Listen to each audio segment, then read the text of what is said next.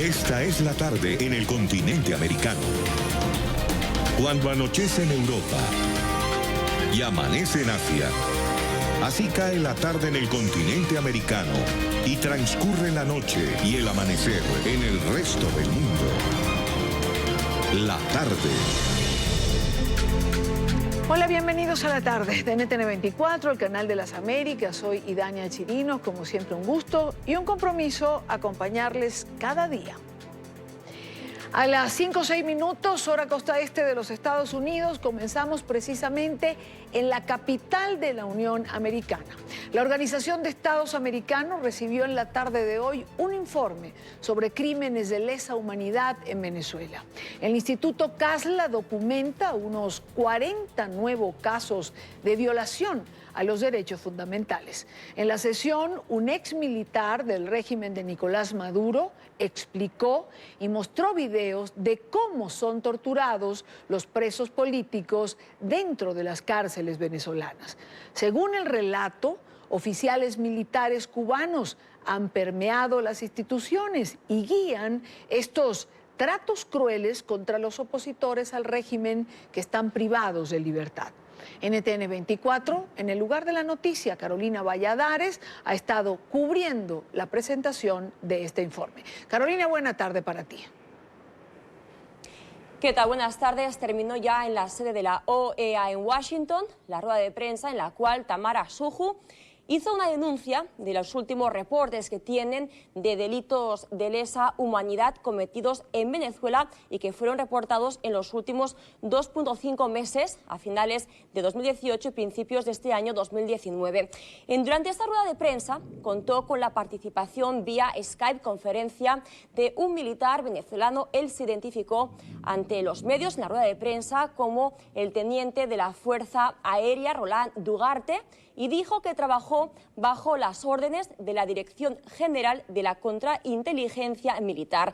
En su relato, Dugarte explica cómo la contrainteligencia es entrenada también por oficiales de contrainteligencia cubanos. Además, durante su relato se proyectaron aquí en la pantalla vídeos en los cuales que fueron grabados por este militar, en los cuales él muestra lo que serían torturas a militares en los calabozos en Venezuela, en los cuales se escucha, se ve cómo algunos de estos militares piden ayuda médica y se les es denegada. Otros vídeos mostrarían a otro militar maniatado y también con una venda en los ojos. NTN 24 pidió este material al Instituto CASLA, la OEA también, pero fue denegada esa entrega del material, con lo cual NTN 24 no ha podido verificar independientemente estos vídeos. También durante la presentación de este informe, Tamara Suju denunció lo que fueron 40 nuevos casos de tortura. También 8 asesinatos extrajudiciales, algunos de ellos a menores de edad, y también lo que denomina como nuevas formas de tortura.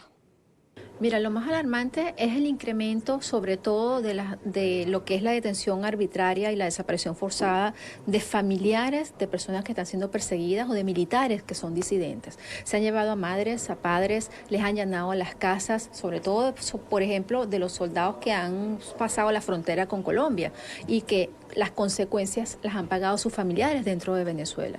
También la vileza de las torturas a los que han sido sometidos los militares, sobre todo los detenidos militares en estos 2 últimos meses, con nuevos quizás métodos, ¿no? Que es cortarlos con navajas y en las cortaduras echarle droga para que alucinen, para que tengan otro estado psicológico, y además de eso inyectarlos. Le han inyectado sustancias también para interrogarlos, ¿no? Entonces, bueno, eso es más o menos lo más alarmante. El Instituto CASLA ha recopilado 40 nuevos casos de torturas en lo que va de estos 2 meses, entre ellos menores de edad, niñas y niños, y civiles y militares.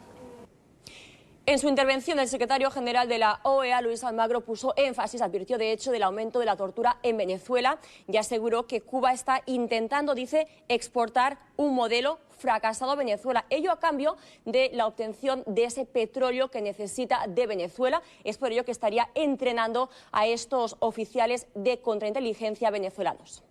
El uso sistemático y generalizado de la tortura en Venezuela como parte del ataque en contra de quienes aspiran a recuperar sus derechos fundamentales y la democracia en el país, constituye claramente, en su aplicación sistemática, un crimen de lesa humanidad que debe ser investigado ya. También quiero referirme al involucramiento de Cuba en Venezuela. El régimen cubano lleva años interviniendo en los asuntos internos de Venezuela para asegurarse que la peor sanción que recibe Venezuela al día de hoy, que es los envíos forzosos de petróleo que tiene que enviar a la isla, definitivamente constituyen el elemento fundamental que ha deteriorado primero y luego terminado con la economía y el sistema productivo del país. Esta denuncia hecha pública hoy en este salón de la OEA en Washington tiene lugar apenas una semana después del reporte del Departamento de Estado de los Estados Unidos, reporte anual sobre violaciones de los derechos humanos, en el cual en el capítulo de Venezuela se ponía de manifiesto el aumento de la tortura en el país petrolero y también el aumento de las detenciones tanto a disidentes como opositores políticos. Este es el reporte desde Washington. Carolina Valladares para NTN 24. Gracias, Carolina, gracias por la información. Pero no solo en la Organización de Estados Americanos se ha hablado sobre la crisis de Venezuela.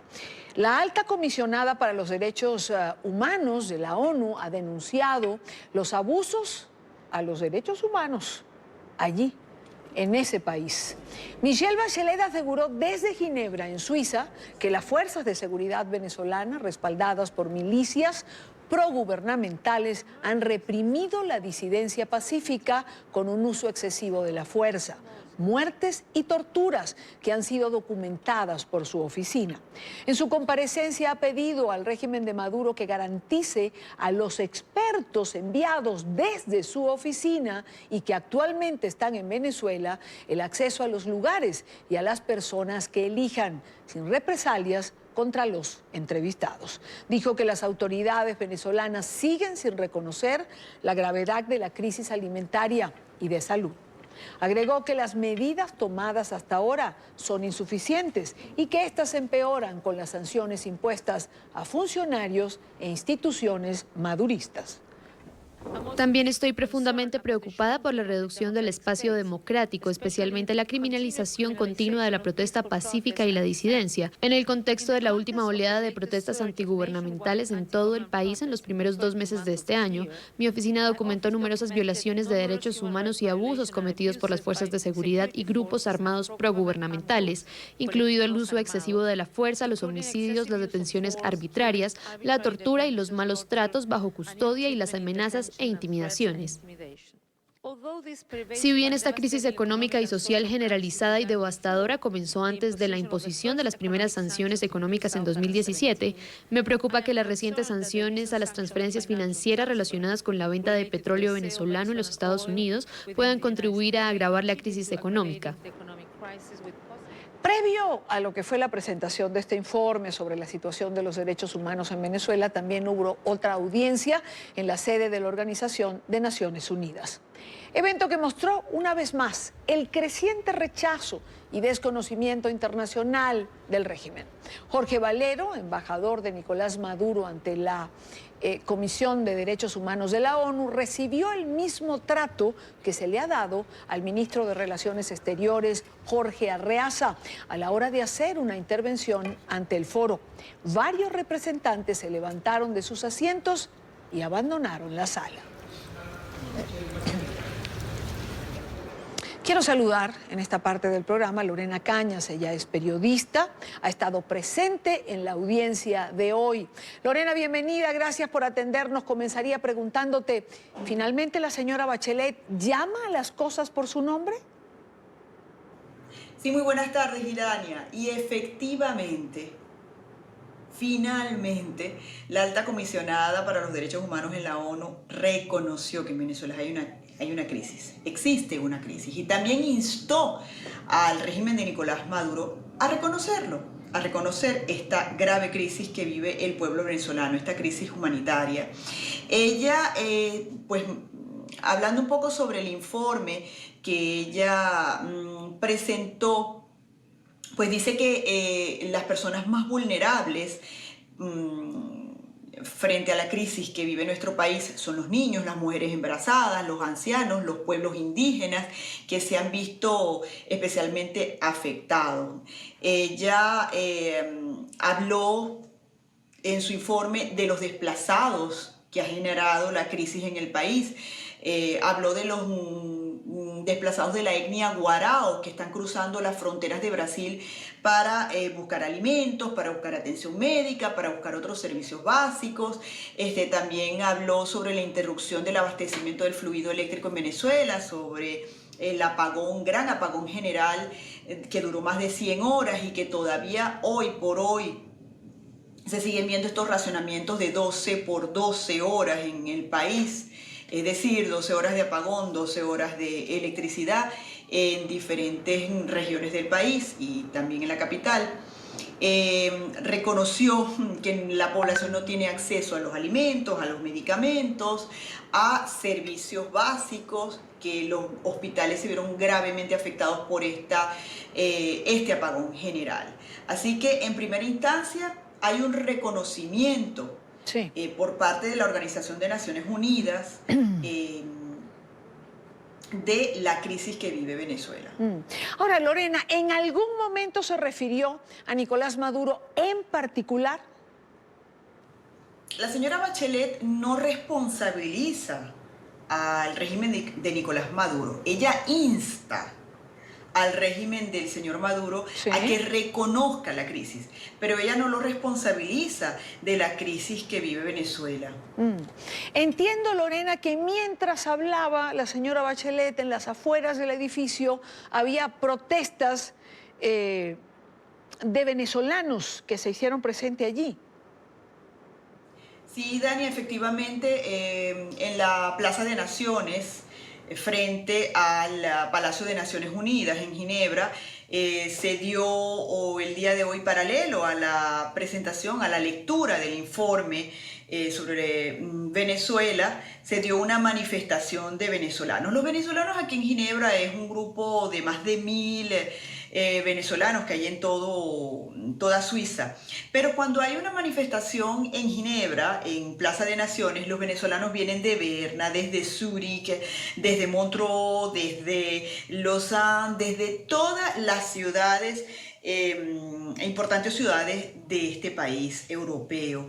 Ellos se han reunido, se han dado cita en la Plaza de Naciones durante años para exigir a este organismo que reconozca precisamente que Venezuela está bajo una dictadura, que en Venezuela se violan los derechos, flagrantemente los derechos humanos, y pues hoy no podía faltar esa manifestación en Ginebra, y estas personas pues le estaban exigiendo a Michelle Bachelet el reconocimiento de la crisis, y también le están reconociendo a los organismos internacionales u otros organismos internacionales que todavía no se han sumado a demandar que esta situación en Venezuela termine de una vez por todas, con el cese a la usurpación, con las elecciones libres, con la transición de gobierno y con las elecciones libres, pues que lo hagan de una vez por todas. Lorena, entiendo que el día de ayer se dio una reunión previa donde se habló de Venezuela y habían representantes de ONGs y de parlamento, ¿no? Del parlamento venezolano. Sí, Dania, la semana de verdad que ha estado muy acontecida acá en Ginebra, en Suiza, esta semana, en el marco de la 40ª sesión de la Comisión del Consejo de Derechos Humanos de la ONU, que se ha venido celebrando desde el mes de febrero y finaliza el 22 de marzo, ¿no? Y efectivamente, este martes 19, pues representantes de la oposición venezolana denunciaron en Ginebra la radicalización de la represión y la tortura en Venezuela. La oposición hizo esta denuncia en un evento organizado en el marco del Consejo de Derechos Humanos, que se está celebrando acá, y exhortaron a la comunidad internacional nuevamente a mantener la presión sobre el régimen usurpador de Nicolás Maduro. El evento paralelo a este Consejo de Derechos Humanos fue organizado por la misión diplomática de los Estados Unidos ante las Naciones Unidas en Ginebra, Sí. con el respaldo de Albania, de Argentina, de Colombia, de Dinamarca, Hungría, Israel, República Checa, de Georgia, de Rumanía, de Reino Unido. Y en este evento participaron como panelistas la diputada de la Asamblea Nacional venezolana, Delsa Solórzano.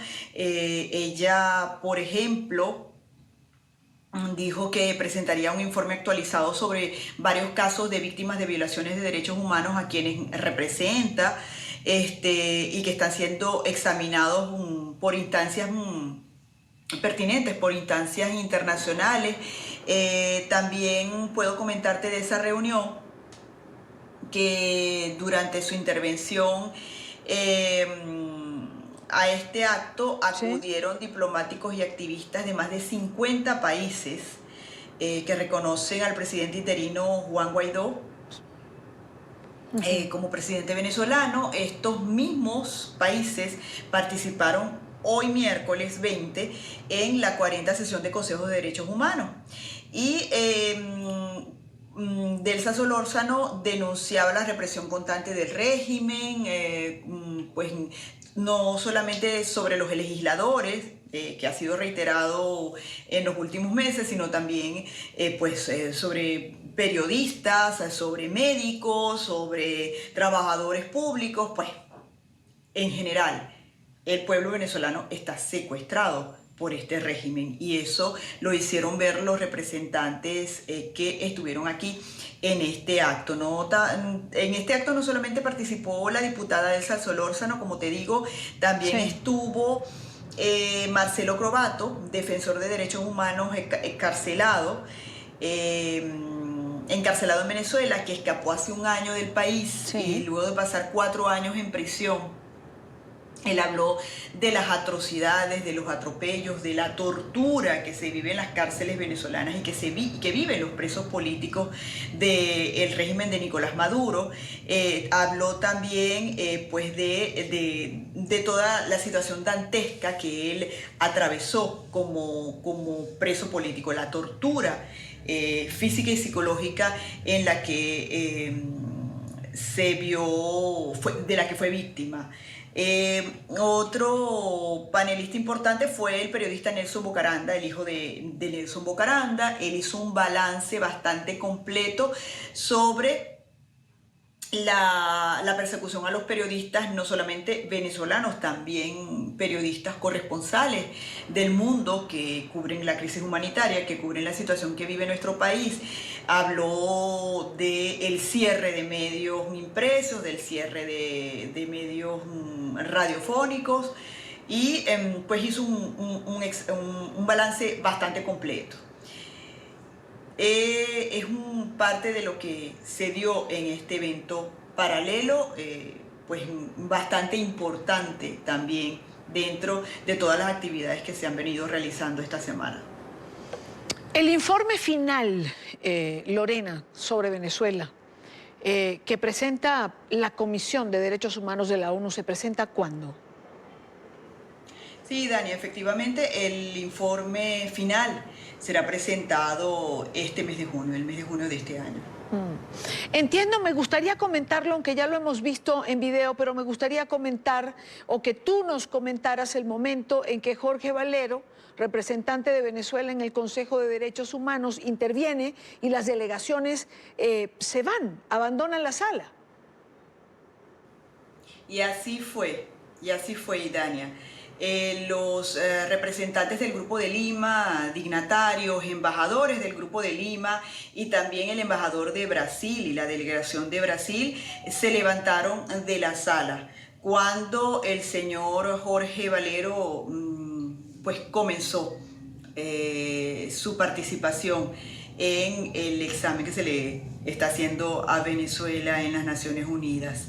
Esto ya se ha hecho costumbre en este tipo de instalaciones, en este tipo de actos, no solamente aquí en Ginebra, también en Viena y en varios organismos internacionales, pues los dignatarios se han levantado de manera simbólica para rechazar la situación que se vive en Venezuela y las violaciones constantes a los derechos humanos que pues infringe el régimen de Nicolás Maduro, asimismo demandando a todos los países democráticos del mundo que reconozcan al presidente interino Juan Guaidó como el presidente de Venezuela. Lorena, mil gracias por estar con nosotros, gracias por acompañarnos desde allí, desde Suiza, en Ginebra, donde se ha llevado a cabo esta sesión de hoy. Gracias por compartir con nosotros lo que pasaba. Y pues antes de despedirme, quiero darte una noticia, porque Ginebra va a seguir generando información, y es que este 26 de marzo se llevará a cabo acá el Geneva Summit. Es otro evento importante donde se hace análisis, un profundo análisis sobre las violaciones reiteradas de derechos humanos en diferentes países del mundo, entre ellos, por supuesto, nuestro país va a ser otro de los protagonistas, o va a continuar siendo protagonista. Y por Venezuela va a participar el ex embajador ante la ONU y expresidente del Consejo de Seguridad de la ONU, el ex embajador Diego Arria. Así que él va a estar por acá el 26 de marzo. Por supuesto, nosotros vamos a estar allí llevándoles a ustedes la información de primera mano. Y gracias, Lorena, gracias de verdad por compartirnos todo lo que ha ocurrido allí el día de hoy y ayer, con este evento previo y paralelo a lo que fue la presentación de Michelle Bachelet el día de hoy. Son las 5:27 minutos. Revisamos otros temas de la agenda informativa del día.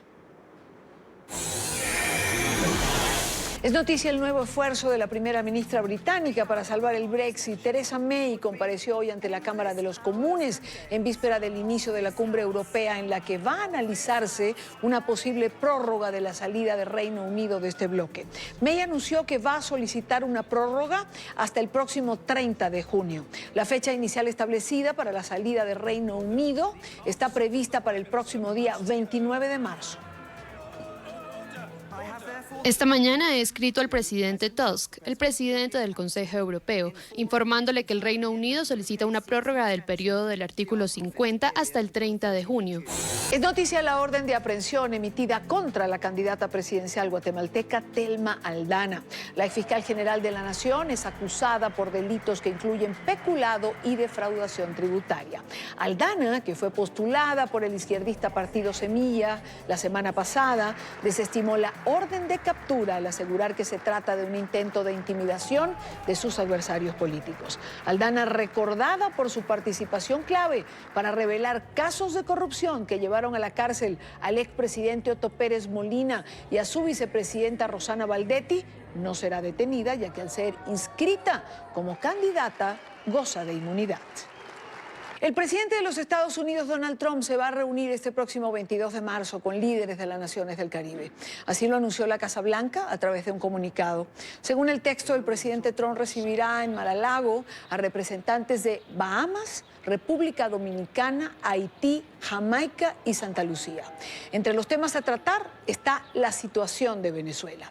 El presidente discutirá además su visión sobre las relaciones con el Caribe y las oportunidades potenciales para una inversión energética.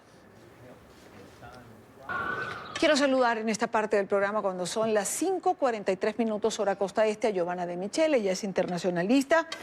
Giovanna, gracias por acompañarnos. Bienvenida, buena tarde. Buenas tardes, Dania. Gracias a ti por la oportunidad. ¿Qué lectura, no, darle a este encuentro? Venezuela, a través de Petrocaribe, ha ejercido, digamos que, influencia y hasta cierto control dentro del Caribe. ¿Cómo plantearse este encuentro?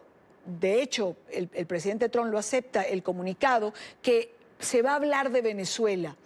¿Qué ¿cambiar el equilibrio es lo que pretende el presidente Trump? ¿Cambiar las alianzas dentro del Caribe? Sin lugar a dudas vemos cómo se está desarrollando en estos momentos una diplomacia muy, pero muy agresiva que está buscando precisamente reducir la base de apoyo internacional con la que cuenta todavía el gobierno de Nicolás Maduro. Eso por una parte, y por otra parte se está buscando mermar las fuentes de financiamiento que aún le quedan, o sea, se busca disminuir el apoyo político y disminuir el poco financiamiento que le queda al gobierno de Nicolás Maduro. Esto sin lugar a dudas está orientado a preparar el terreno para un eventual gobierno de transición que no necesariamente tiene que ver con estos discursos de una eventual intervención extranjera desde el punto de vista militar, ni nada de estas cosas, ¿no? Yo creo que son parte de los esfuerzos que a nivel diplomático se están haciendo para hacerle cada vez más costoso al gobierno de Nicolás Maduro permanecer en el poder.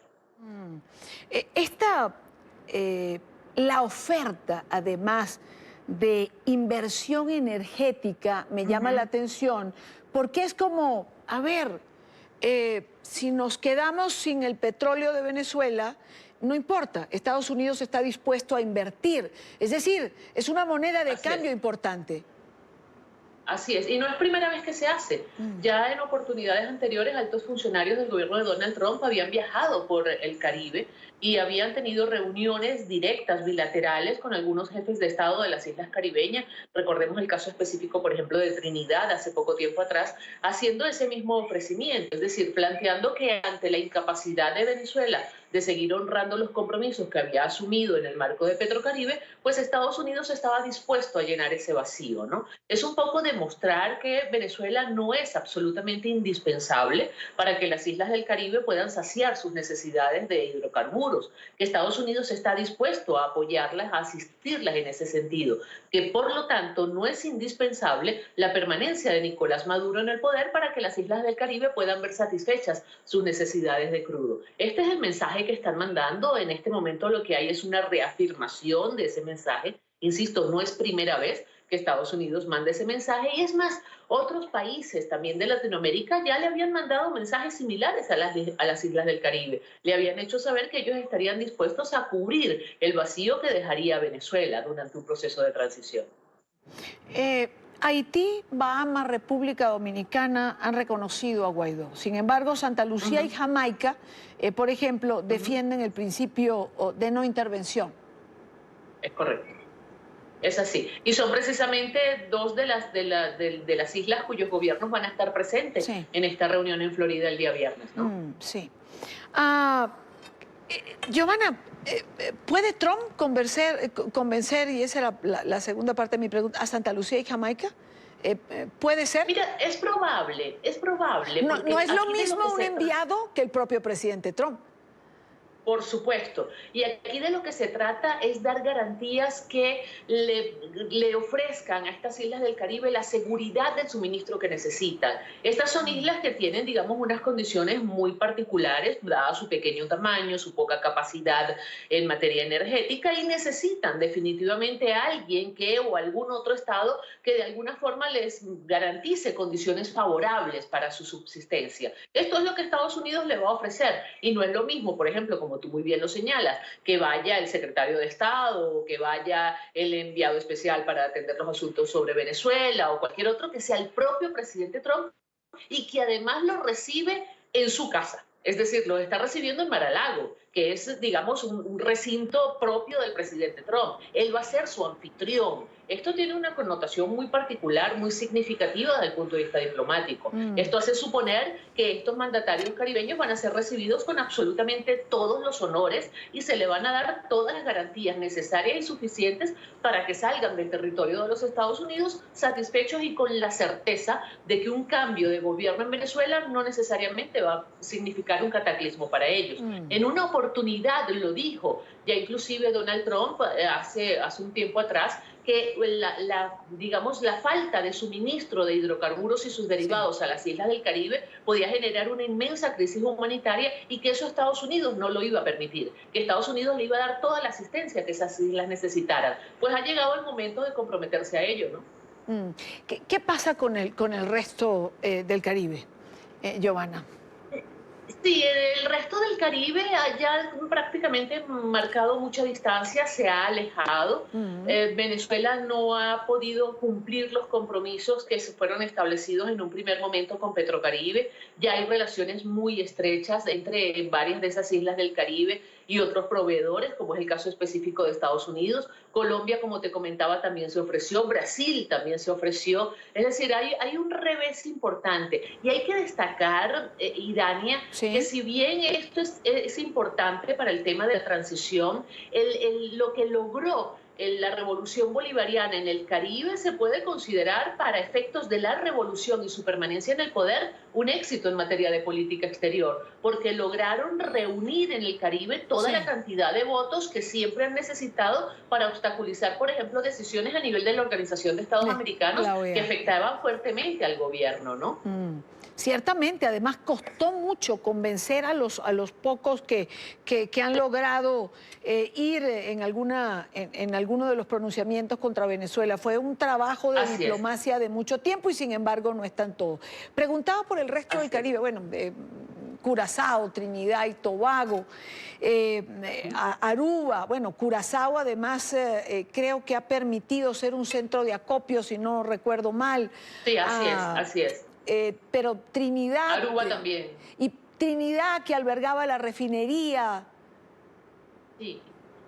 Quien más se presenta dentro del Caribe en estos momentos como leal, por decirlo de alguna manera, quizás no es el término más adecuado, pero creo que es el que se entiende con más facilidad, al gobierno de Nicolás Maduro y a la revolución bolivariana, ha sido hasta cierto punto Dominica, ¿no? Me extrañó muchísimo que no estuviera Dominica en esta pautada para esta reunión del próximo viernes. Es posible que ahí se esté desarrollando otro tipo de estrategia, o que sea uno de los espacios que el gobierno de los Estados Unidos considera pues que pudiera sacrificarse en esta estrategia de cerco diplomático hacia Venezuela. Lo que sí es una realidad, Giovanna, sobre todo para quienes se desesperan con una opción militar, con pensar en la intervención, es que hay una diplomacia en acción, hay acciones concretas para este cerco, como esta. Yo desde que lo vi ayer me pareció que era de una importancia absoluta el anuncio del presidente Trump de reunirse con estos gobiernos del Caribe. Es decir, es una opción para Estados Unidos y cuando ellos dicen estamos trabajando en eso, es una realidad. Porque ya ver, como tú señalas, al presidente Trump de anfitrión en su casa de Mar-a-Lago a reunirse con gobiernos del Caribe es un paso más.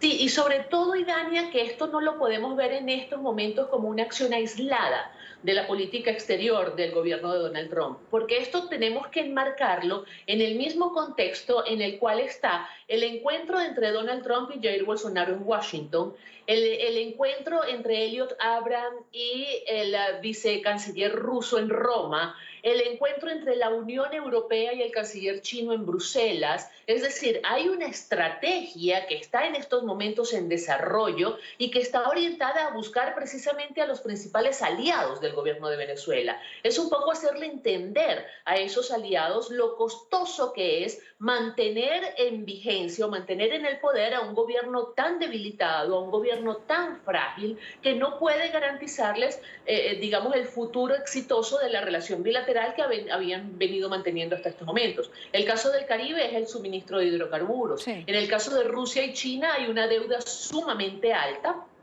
que tiene Venezuela con estos dos países, y ni a Rusia ni a China le conviene tener en Venezuela un gobierno absolutamente débil que no pueda honrar los compromisos que tiene con esas naciones. Es decir, hay una estrategia en estos momentos que está en plena ejecución y que sin lugar a dudas lo que busca es cercar cada vez más. Además, esto hay que verlo también en el marco de la visita a Venezuela de la misión técnica del Alto Comisionado de Naciones Unidas para los Derechos Humanos y el primer informe oral que presentó hoy la Alta Comisionada de Naciones Unidas para Derechos Humanos sobre Venezuela.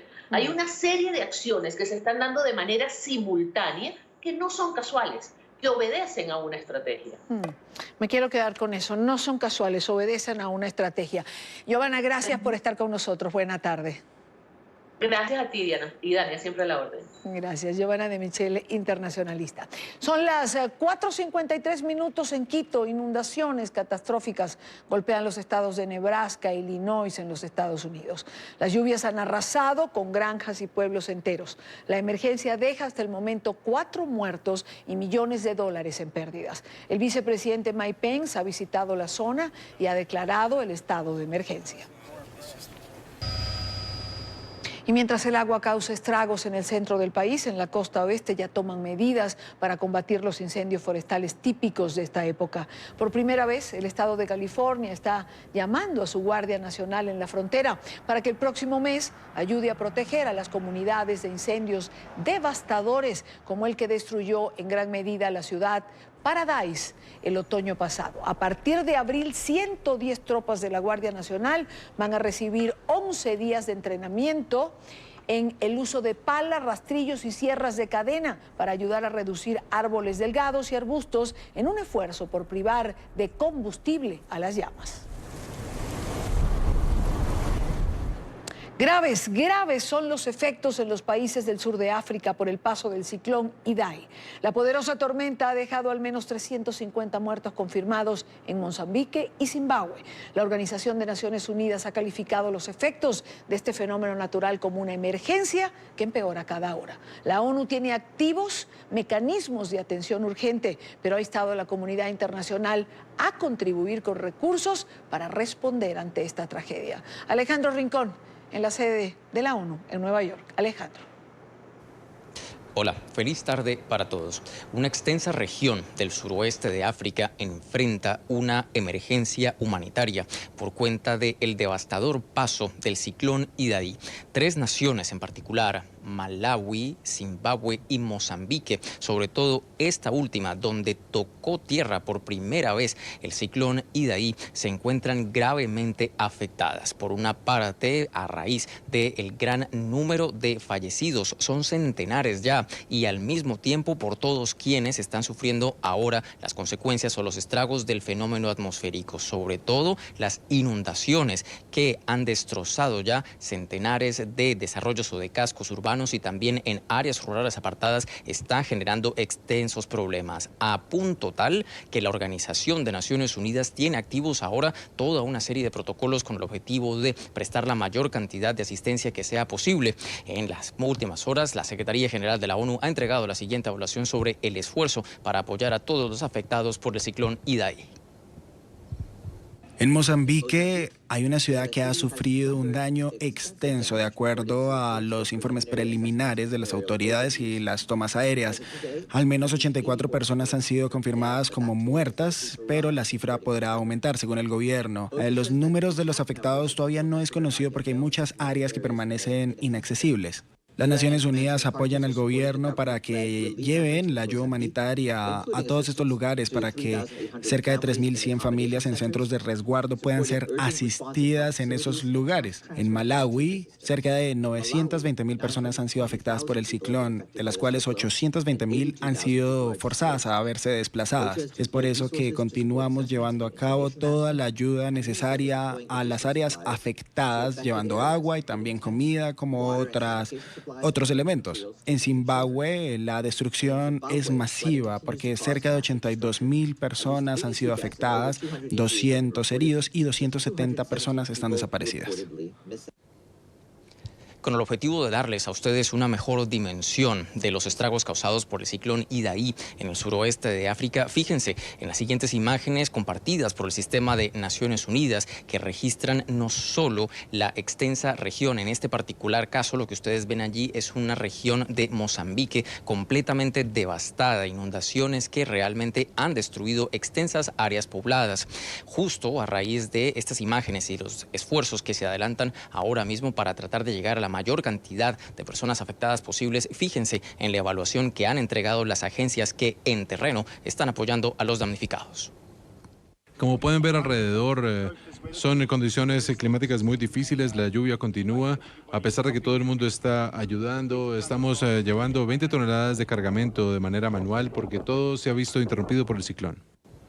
Para el sistema de Naciones Unidas, la prioridad en las próximas horas es tratar de acceder a las regiones, en particular rurales, que han sido completamente inaccesibles a causa de las graves inundaciones en las partes por donde pasó el ciclón. Allí se encuentran ahora mismo miles de personas tratando de recibir cualquier tipo de ayuda y sobre todo salir de esas áreas completamente inundadas. Se espera que en las próximas horas continúe este trabajo para responder a esta emergencia humanitaria que afecta ahora mismo a una extensa región de África.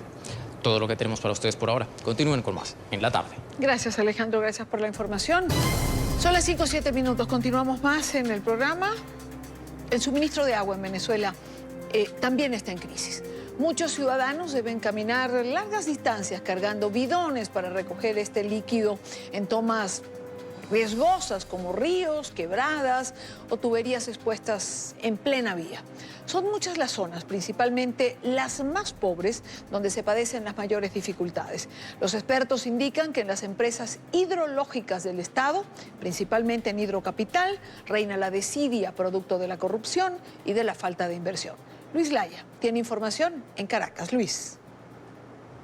Hola, buenas tardes. La escasez de agua en Venezuela es común, es una problemática que viven todos los ciudadanos, pero en la ciudad capital son muchos los sectores a los que no llega el vital líquido. Expertos aseguran que menos del 35% de la ciudad es surtida de forma constante por Hidrocapital. Por eso los ciudadanos, sobre todo de los sectores populares, deben buscar agua, incluso a 500 metros de sus hogares y cargarlas en potes para poder surtir el vital líquido.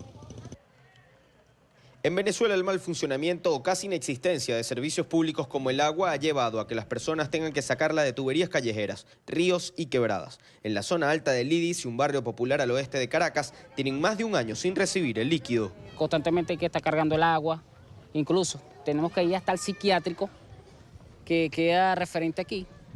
Da la huerta, un huertón inmenso y hacer inmensas colas para poder llegar duramos hasta 1 hora. Estando en este lugar. Ante esta situación hay improvisado mecanismos para transportar el agua, métodos arcaicos ante la falta de solución del gobierno. En todo y en guindas así como los chinos que hacían antes, guindas con su madera y tubo. Constantemente tengo que estar cargando agua que si para bañar a los niños, que si para la comida. Las personas mayores se ven aún más afectadas. La señora Dulce debe buscar agua todos los días en una toma ilegal que se encuentra a casi 1 kilómetro de su vivienda. Cuando no puede pagar para que se la carguen, un familiar debe perder un día de trabajo para hacerlo. Un yerno ayudó a trasladar todo eso. Es muy incómodo y es cansón. Él dejó de trabajar ayer por venir a cargar agua para su casa y para mí.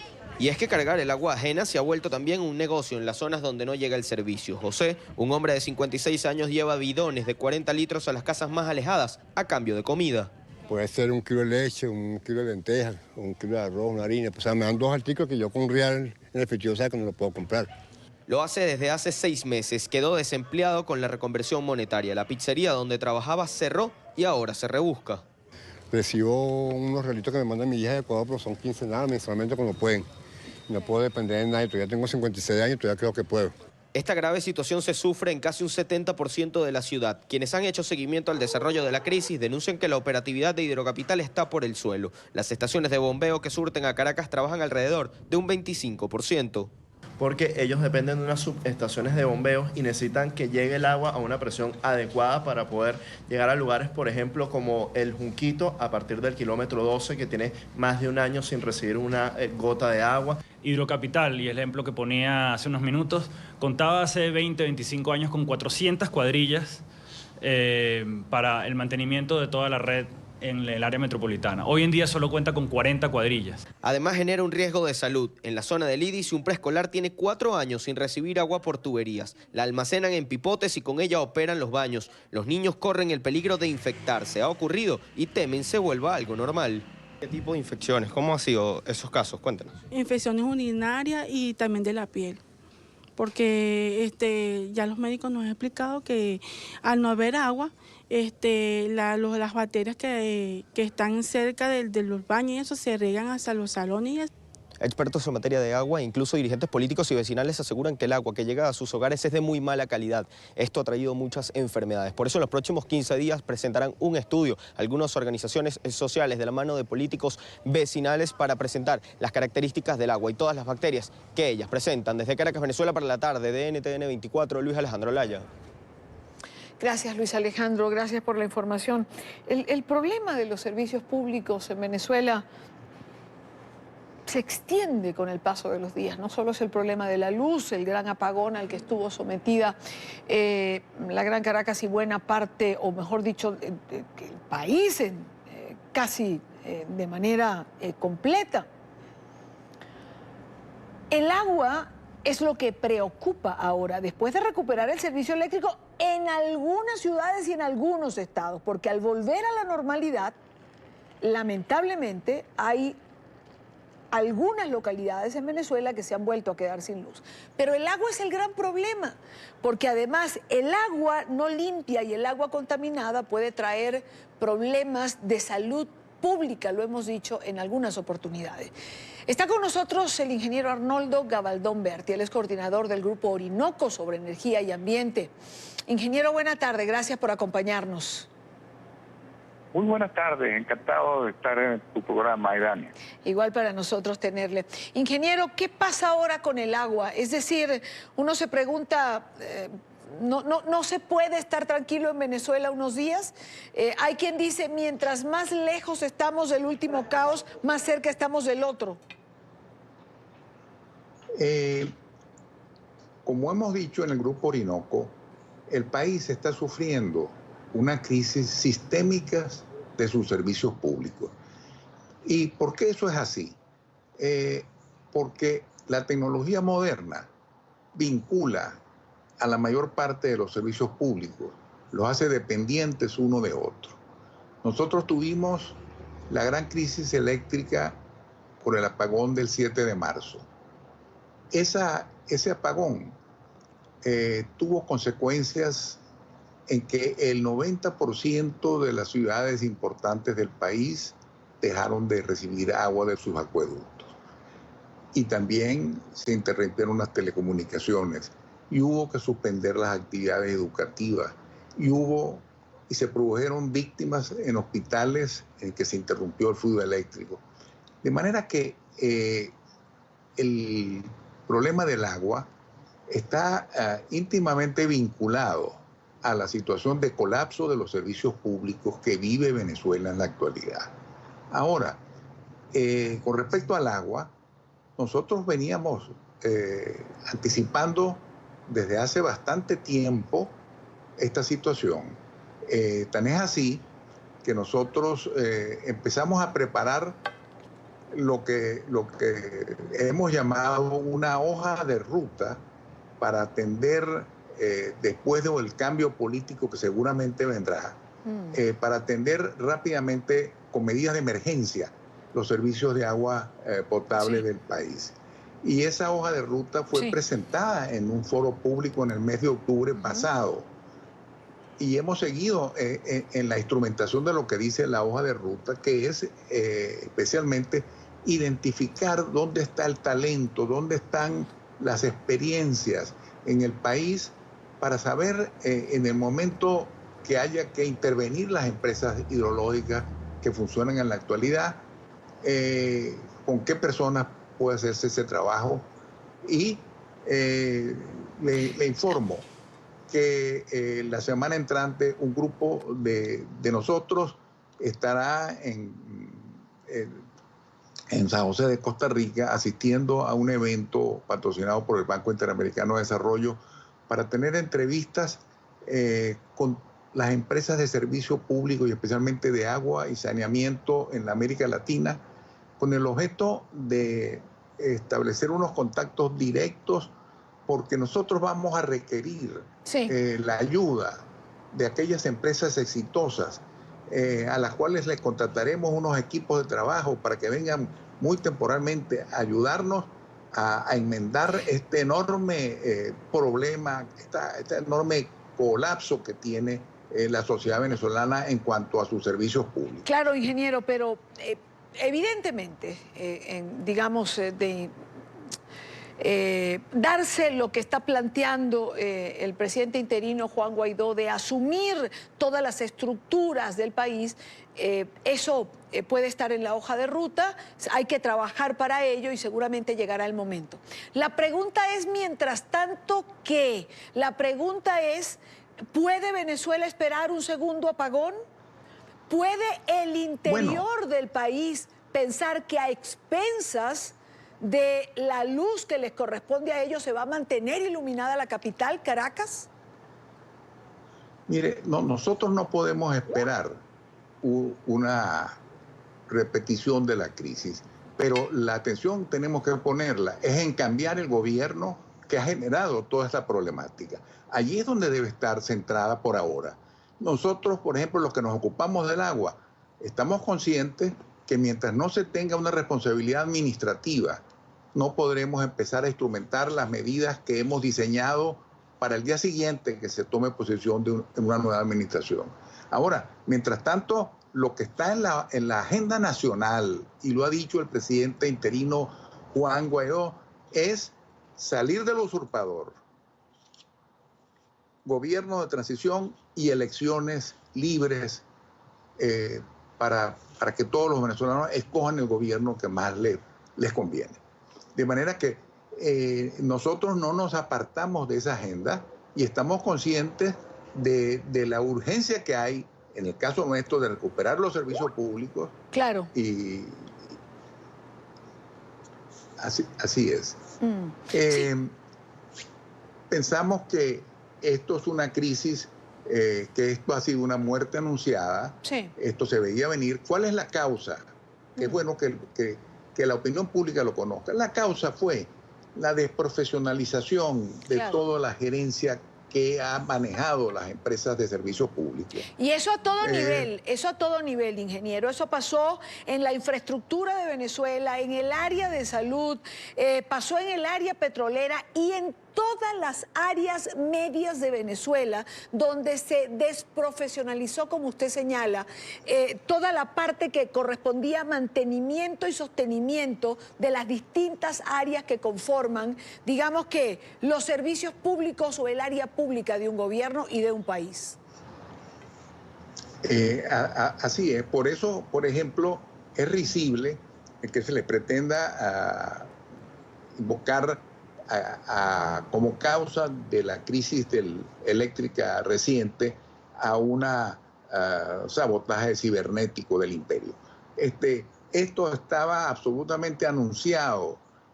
La falta de mantenimiento que ha habido del parque termoeléctrico, por ejemplo, hacía que se pudiera anticipar muy precisamente la situación que se presentó. Por supuesto que ahora ningún venezolano puede desear que eso se repita. Esto ha sido un suceso con costosísimas consecuencias para la sociedad venezolana, que es la que está sufriendo toda esta situación de la escasez de luz, de la interrupción de los servicios de agua, de la interrupción de los servicios de salud. Sí, lamentablemente toda Venezuela está sufriendo las consecuencias de las malas políticas públicas, de la ausencia de planificación. Ingeniero Arnoldo Gabaldón, muchísimas gracias por acompañarnos. Buena tarde para usted. No, muchas gracias a usted por contribuir a divulgar todo esta problemática. Gracias, buena tarde. Son las 6:20, hora Caracas. Hay denuncias de persecución a los médicos que exponen la crisis humanitaria que se vive en el país ante la misión de la ONU que visita Venezuela. Al menos 8 profesionales de la salud han sido destituidos por mostrar la realidad de los hospitales. Varias ONG aseguraron que en los últimos días el régimen de Nicolás Maduro aumentó el hostigamiento contra los profesionales de la salud que alertan sobre las precarias condiciones en las que trabajan en los distintos hospitales. Este es un informe de Oliver Fernández.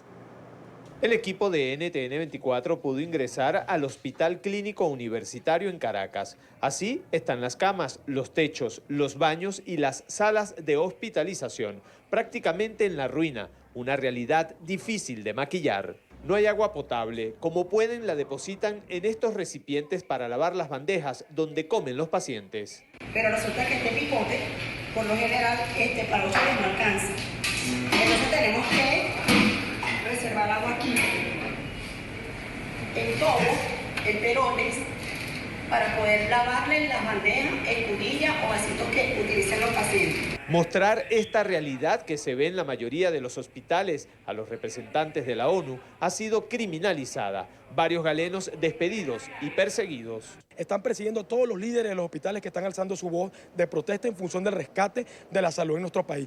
Nosotros no somos parte del problema, nosotros somos parte de la solución. Pero vemos como este gobierno usurpador lo que hace es atacar cada vez que nosotros denunciamos que existe un daño a nuestros pacientes, que no se le está garantizando eso que está contemplado en la Constitución, que es el derecho a la salud y a la vida. Esta imagen no solo la vieron los representantes de la ONU, también recorrió el mundo el doctor Marlon Díaz, tomado por el cuello por un colectivo madurista, cuando intentaba mostrar la realidad del hospital Enrique Tejera de Valencia. Quienes ejecutan la persecución son los directores de hospitales. Orden dada desde el alto gobierno en contra de todos los médicos venezolanos. Es inaudito lo que ha venido sucediendo durante tanto tiempo, que se ha cristalizado en los últimos momentos con la destitución, agresión. Y es que la alimentación tampoco está garantizada. Además, la escasez de medicamentos ya es casi total, un daño imposible de ocultar. Esconder que existe una escasez de insumos que llega hoy al 90%, que existe una escasez de material médico quirúrgico que ronda alrededor del 90% y se le adeuda una infraestructura de más de 20 años. 20 ministros de salud y ninguno ha resuelto el problema de salud en nuestro país. Desde la Asamblea Nacional se exigirá la reincorporación inmediata de los médicos que han sido despedidos. Y tú no puedes votar un médico de estos centros asistenciales porque hay una doble contratación, una por el ministerio y la otra por la universidad. El diputado y médico José Trujillo recordó que los delitos de lesa humanidad no prescriben. Esto refiriéndose al exministro de Salud, Carlos Rotondaro, quien reconoció a NTN 24 que durante su gestión al menos 5.000 pacientes fallecieron a causa de la desidia gubernamental. El presidente de la Federación Médica Venezolana, doctor Douglas León Natera, aseguró que no se descarta que en las próximas horas puedan reunirse con los representantes de esta comisión técnica de la Organización de Naciones Unidas. Es la información que manejamos desde Caracas. Continúen con más de la tarde de NTN 24. Saludamos en esta parte del programa a José Manuel Olivares, médico cirujano, diputado venezolano en el exilio y coordinador designado por el gobierno interino para la ayuda humanitaria. José Manuel, bienvenido, buena tarde para ti. Y Dania, ¿cómo estás? Feliz tarde. Igualmente, ¿cómo amparar a estos profesionales de la medicina que están siendo despedidos simplemente por mostrar lo que todo el mundo sabe además? Te voy a relatar, Idania, algunos casos importantes de este tema. El caso del doctor Neomar Balsa, presidente de cirugía de mano del Hospital Miguel Pérez Carreño, que fue agredido en el hospital por un grupo armado y que hoy está técnicamente en paro ese hospital porque todos los residentes piden su reincorporación. Está el caso del doctor Dani Golindano, médico hematólogo, quien fue expulsado del Hospital Vargas de Caracas y que de igual manera el SEBIN lo ha visitado 4 veces en su casa. Feder Álvarez, médico del estado de Aragua, médico pediatra, quien también tiene persecución y despido del Hospital Central de Maracay. Ronnie Villasmil, el último incidente lo vimos en el estado de Carabobo, cuando él exigía que la Comisión de Naciones Unidas ingresara al hospital, fueron agredidos también y hay una orden de detención en su contra y de investigación por parte del CICPC. Y el último caso, que es Reiner Celis, que es un médico del estado de Aragua de la Victoria, que le enviaron un oficio sin explicación administrativa, sin explicación académica de su despido. Esta es parte de la persecución, Idania, a los médicos que hoy con sus manos son héroes. Yo hoy me siento profundamente orgulloso de ser médico venezolano, Idania, de lo que hacen mis colegas en todo el país, lo que hacía yo hasta hace 8 meses que tuve que salir del Hospital Universitario de Caracas, que es atender en nuestros hospitales a venezolanos y que es demostrar la verdad, que es poner el rostro para decirle a un venezolano no hay, y que lamentablemente ese no hay se traduce en muerte, se traduce en sufrimiento, pero ahí siguen nuestros médicos, a pesar de los más de 30.000 médicos que se han ido del país, ahí siguen los médicos en todos los hospitales de Venezuela. Claro, José Manuel, pero con acciones de este tipo pierde el médico, pierde la familia, pero pierden también los pacientes venezolanos porque se quedan cada día más sin quien les atienda, sin quien les ofrezca compañía, consuelo y sin quien haga lo posible por tratar de darle salud. De acuerdo, pierden los ciudadanos, pierde el ciudadano venezolano, porque además aquí viene el tema entonces que leíamos en el documental, que tenemos años denunciándolo de los médicos cubanos. Yo no tengo nada en contra de ningún médico en ninguna parte del mundo, son todos bienvenidos a nuestro país, pero que cumplan con los estándares de calidad de la medicina venezolana. El gran problema con los cubanos que estuvieron en nuestro país es que fueron a hacer acciones políticas, que fueron a hacer politiquería en nuestro país, que no mostraron credenciales de que realmente son médicos como cumplen los estándares o pide nuestra ley venezolana. Y de igual manera ocurre ahorita con estos médicos pakistaníes, con estos médicos de Siria, de algunos países que están llevando a nuestro país, que ni siquiera conocen el idioma español para comunicarse con un paciente. Y en esta oportunidad también tenemos el caso de los médicos integrales comunitarios, que al final son jóvenes como fui yo, que cuando tenía 17 años quería ser médico con el sueño de ser médico, de ayudar. Eso es un capital humano que está ahí, no es poca cosa, son más de 28.000, que sin duda alguna, cuando logremos el cambio en Venezuela muy pronto, deben ir a nuestras universidades, deben hacer una reválida de su estatus académico y ser médicos cirujanos igual que somos todos. Basta de la segregación, porque esa segregación de todo tipo, y sobre todo en la salud, Idania, lo que hace es producir muerte y pagan los platos rotos a los pacientes. No hay nadie que vaya a un hospital y diga, ¿usted de qué universidad es? ¿Usted dónde se graduó? Uno simplemente pone su vida en las manos de ese médico de guardia, de esa bata blanca que está en el hospital, y que hoy profundamente nos sentimos orgullosos de la calidad médica venezolana que se ha demostrado fuera del país y de la valentía de nuestros médicos que siguen en nuestros hospitales dando la cara. Sí, ciertamente así es. José Manuel, hoy la alta comisionada para los derechos humanos, Michelle Bachelet, presentaba un informe sobre Venezuela y entre las cosas que escuchaba decirle, pedía precisamente al régimen venezolano permitir, uno, que la comisión se reuniera con quien quisiera, pero dos, sobre todo, no tomar represalias en contra de quienes estaban declarando. Sin duda, Idania, y eso es parte de nuestro trabajo de la Asamblea Nacional, por eso se llevó ese punto a la plenaria para enviar un informe detallado de la persecución a médicos, enfermeras, bioanalistas y sindicatos para que reciban protección de parte de Naciones Unidas y distintos entes, ya lo están recibiendo de parte de la Asamblea Nacional. Y aprovecho ese punto, Idania, que abres con la visita de la señora Bachelet, que celebro sus palabras, y aquí estamos, nos estás viendo en este sitio ahorita, porque estamos en un lugar que conoce muy bien Carlos Alberto Albino, que han hecho los trabajos de los caminantes. Nosotros vinimos para acá hoy, Idania, y de verdad que no es lo mismo ver un reportaje que vivirlo, que escuchar las historias, escuchar el sufrimiento. Y te digo esto porque el 80% de las historias que he escuchado acá son venezolanos que huyen de la crisis de salud, de la crisis humanitaria. Son venezolanos que dijeron, mira, tengo 3 hijos en Venezuela y decidí venirme porque no tienen que comer. Son venezolanos que dijeron, mi hijo se enfermó, no tuve cómo comprarle medicina y tomé la decisión de venirme. Ese es el común denominador de las personas que hoy caminan esta ruta, que hoy caminan por este páramo con el frío que hacen en este momento acá, soportando lluvia. Nos decían en distintos puntos de control que de agosto a este momento va más de 25.000 personas que han caminado por estos sitios, y lo recuerdo porque a veces pensamos que las cosas pasan, pero la verdad es que siguen venezolanos caminando por aquí. Claro. Gracias a todos esos trabajos que hicieron ustedes, que hizo NTN, que hizo Albino y que visibilizaron esto. Pues esta es la historia de los venezolanos, esta es la historia que debe saber Naciones Unidas. Claro, esta es la porque... historia que debe saber el mundo de por qué salen de Venezuela, sobre todo por temas de salud. Claro, José Manuel, estás en el páramo de Berlín, eso me habían comentado y veo que estás diciendo que estás allí. La historia sigue siendo la misma, esa que ya meses atrás vimos en ese estupendo reportaje que menciona, que hizo Carlos Arturo Albino, con quien luego estuvimos juntos contigo también trabajando en Cúcuta hace un par de semanas. ¿Qué hay? ¿Cuál es tu percepción? Es decir, ¿qué has visto en el día de hoy? ¿Qué pasa allí en el páramo de Berlín? ¿Qué te llevó hasta allá? Tú sabes, Irene, que hemos estado en Cúcuta con el tema humanitario, coordinando el tema, y nos dimos cuenta, bueno, que esto seguía, que seguía la historia de los caminantes, que ya no está en los noticieros, que ya no está en tendencia en las redes, pero que siguen venezolanos. Decidimos tomar la iniciativa de juntar a muchas personas, de comprar agua, comprar algunos alimentos, comprar algunas cosas para ayudar en este tramo tan difícil, de venir a verlo con nuestros propios ojos. Y resalto algunas cosas. Yo creo que lo que nos hace venezolanos, y aquí lo digo con mucho orgullo, ese sentido de ser venezolano, nos encontramos un grupo de 16 muchachos que ninguno se conocía. Y en el camino se hicieron amigos, unos son de Aragua, unos de Yaracuy, unos de Trujillo, unos de Caracas. En el camino se hicieron amigos y se van compartiendo la comida, se van compartiendo la ropa, se van dando ánimo, se van echando chistes para hacer más llevadero ese trayecto.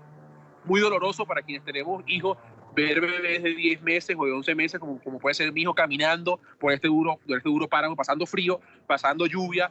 Y al final, Idania, es el mismo drama, es el mismo sufrimiento. Y el punto en común de todo es la crisis humanitaria, no me alcanza la plata, estoy desesperado, dejé mi familia en Venezuela. Pero el mejor punto de todo es cuando le preguntas, si mañana sale Maduro, ¿qué van a hacer? Vamos todos a Venezuela, vamos todos a regresar, queremos todos regresar a nuestro país. Así que yo me voy con un sentimiento encontrado.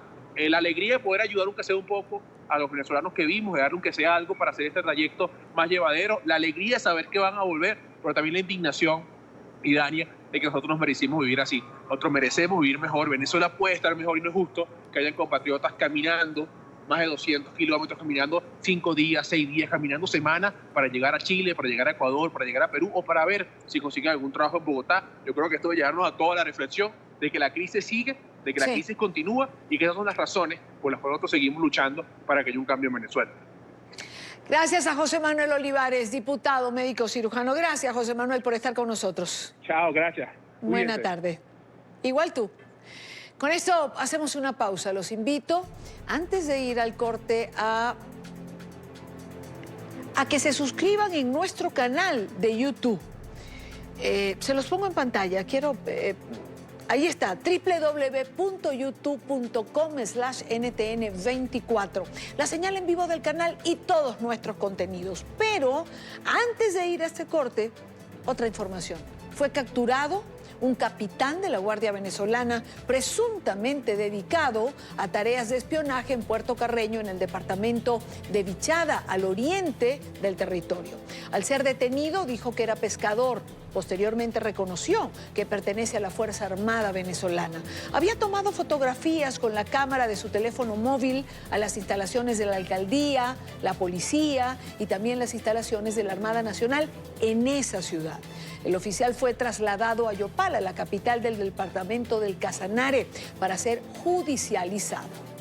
La oposición nicaragüense propone promover juicios y elecciones anticipadas para superar la crisis sociopolítica que el próximo mes cumple ya un año.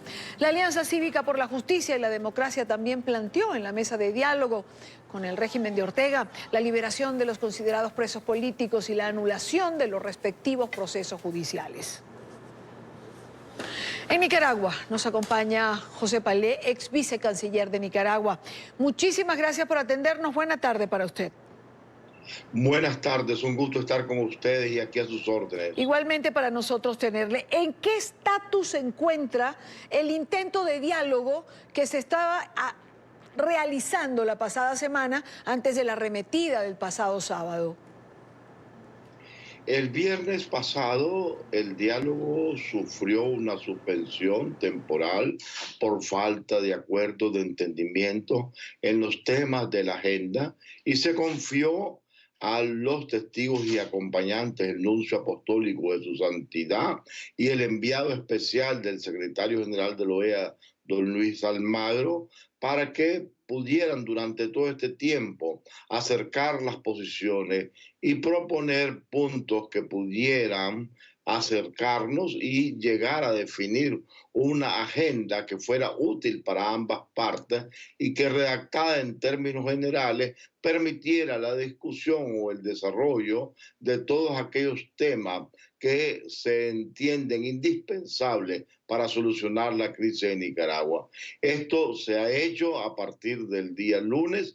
Han hecho un muy buen trabajo ambos testigos y acompañantes y hoy podemos decir que ya hay resultados de esa aproximación que permitirá retomar el diálogo ya formalmente y presentar resultados al pueblo de Nicaragua, que es lo que ha estado demandando. Resultados que evidencian la voluntad del gobierno de Nicaragua a través de crear un ambiente propicio para el diálogo y proceder a avanzar con certeza en la liberación de los presos políticos. Pero a ver que quiero intentar esto, entender sobre todo cuando hablamos del ambiente propicio para reiniciar un diálogo. ¿Cómo entender esto cuando el sábado se da esa arremetida contra los manifestantes que lo hacían pacíficamente como tantas otras veces? Efectivamente, el sábado los hechos que la alianza condenó enérgicamente en un comunicado del lunes fueron lo contrario a ese ambiente que se busca y por eso se buscó que los testigos y acompañantes ya indicados incidieran en que esta situación se superara y que encontráramos caminos para poder lograrlo. Se ha pasado lunes y martes en ese trabajo. Ya hoy ha dado frutos en el día de hoy, en que se continuó, y ya hoy podemos decir que estamos emprendiendo ya un camino firme en que pueda recibirse o darse buena noticia al pueblo de Nicaragua sobre la liberación y sobre los puntos de agenda que van a permitir también restablecer el pleno cumplimiento de los derechos y garantías de los nicaragüenses, dentro de los que está, lógicamente, el derecho a manifestarse, a protestar cívica y pacíficamente. Entiendo, es decir, estamos próximos a retomar entonces un diálogo que pueda ofrecer resultados positivos o fiables para el pueblo de Nicaragua. La Organización de Estados Americanos ha dicho, señor Palé, que ellos pueden ser acompañantes previo la liberación de los presos políticos. ¿Podemos entender que es una opción real la liberación de los presos políticos en Nicaragua? La posición firme y categórica de la Organización de Estados Americanos ha ayudado mucho a que se superen los obstáculos que habríamos estado viviendo y en el ánimo que ha demandado la alianza de que la OEA nos acompañe permanentemente en la continuidad del diálogo. Ellos definieron cómo podrían hacerlo, coincide con nuestras solicitudes, coincide con nuestros intereses y siento yo que ya lo estamos logrando. Así que esperamos hoy, al final de la tarde, hacer anuncios importantes para el pueblo de Nicaragua y para la comunidad internacional y no terminamos de agradecer la labor desempeñada por el señor Nuncio y por el enviado especial del secretario general de la OEA. Entiendo su planteamiento o su discreción si estamos esperando anuncios de carácter oficial. Entiendo que van a producirse en las próximas horas de hoy mismo. Así es, esa es la idea. En las próximas horas o en los próximos minutos esperamos estar haciendo anuncios, ¿verdad?, donde se concretan los resultados del trabajo que ha venido desarrollando en forma sigilosa a través de los canales diplomáticos, a través de los contactos directos y la intermediación de los dos testigos y acompañantes. Una última pregunta, señor Palé. ¿Está dispuesto el régimen de Ortega a ceder entonces? Es necesario, es indispensable.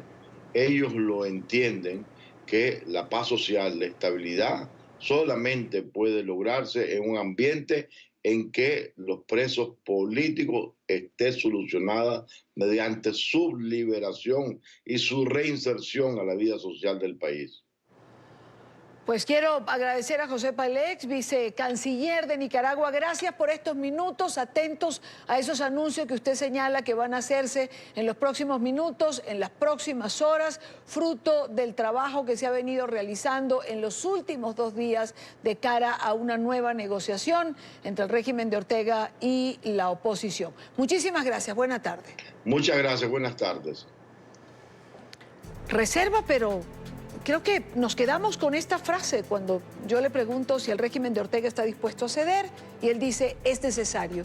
Es necesaria la liberación de los presos políticos y su reinserción nuevamente en la vida de Nicaragua. Hay que esperar los anuncios oficiales y sobre todo la liberación de los presos políticos. Buena tarde para todos, gracias por estar aquí, gracias por acompañarnos. Mañana a la misma hora para compartir, debatir, analizar la agenda informativa del día. Buena tarde.